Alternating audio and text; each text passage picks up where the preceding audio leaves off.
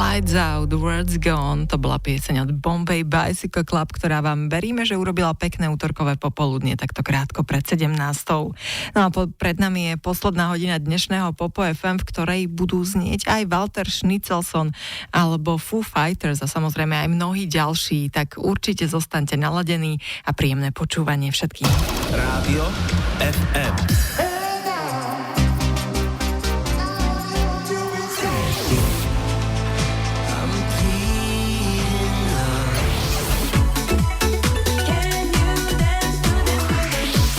Rádio FM. Počúvaj, čo chceš. Existuje ještě něco takového jako totemové zvíře?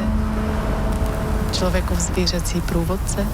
Může být jeho volání tak silné, aby i Evropana poslalo na cestu po svých stopách? Amúst. Losia Odisea. Režisérka Hana Nováková sa rozhodla sledovať ľudí posadnutých losmi. Jej losia Odisea ju vedie po celej planéte. Od bývalého Československa cez ruskú domestikačnú stanicu až po švédske losie safari. A vy môžete putovať s ňou.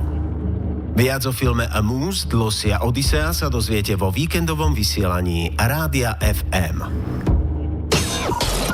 Všetko išlo hore a nie len u vás na Zemi. Aj tu vo vesmíre som si musel utiahnuť opasok. Skafandre, čo nenosím, som posunul Elonovi na Mars. A prázdne kyslíkové fľaše, tie šli do zberu. Ale fakt som ušetril, až keď som si vzal internet a telku od Slovanetu. Na pol roka zadarmo. Ušetrite s internetom a televíziou od Slovanetu. Na pol roka a s 2 TV balíčkami zadarmo. A k tomu telka do mobilu na 2 roky tiež zadarmo. Slovanet. Najbližšia televízia a internet. Popo FM pre vás vysielame od pondelka do piatku vždy po 14:00. Venujeme sa umeniu, cestovaniu, ekológii, vede, ale prinášame aj DJ-ské sety.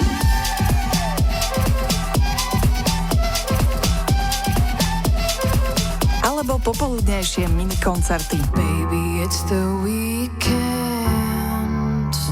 and you know I've got the text coming in. Nalaďte si Popo FM Každý pracovný deň od 14:00 do 18:00. Popo FM s Luciou Vavierkou. Rádio FM. Počúvaj, čo chceš.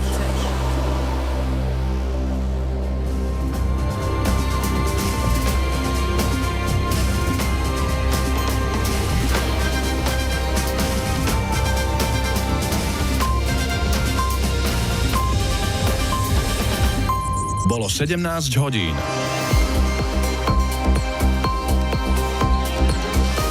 Správy slovenského rozhlasu. Opozícia žiada rezort aj úrad verejného zdravotníctva o plán na zníženie výskytu žltačky typu A.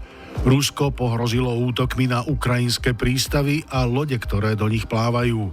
Zajtra bude oblačno až zamračené, 1 až 8 stupňov. Pozdravuje Peter Kolárik.